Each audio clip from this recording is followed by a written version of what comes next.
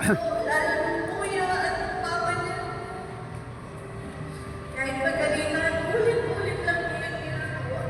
Pero mas makabila ng mga galing, pangalan, never siya nagtanim ng galing. Madalas nakakapalan nila. Medyo, ayan, naaalala ko. Ate, magpipiriyan ka lang ako. Ate, maglalaman na ba kita? Ate, kamukha ako si Nadia. Nagpanayan sa akin. Nagpanayan sa akin. Pero ramdam dito na magiging okay siya kung saan man siya pumunta. Di sinasadya na mabasa namin yung journal niya. Nagsulat siya doon noong May 13. Sabi niya sa journal niya, ito yung exam sulat sa journal niya. Sabi niya, ano talaga ang pangarap ko?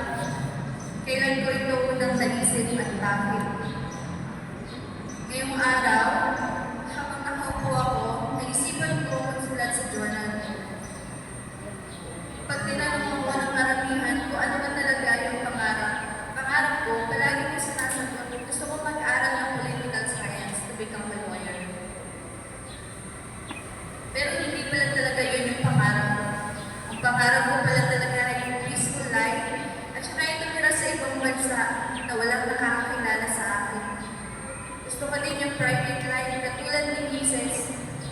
Habang tumatanda ako, napagtanto ko na yun pala talaga yung pangarap ko sa buhay na gusto kong makamtan. Sana matupad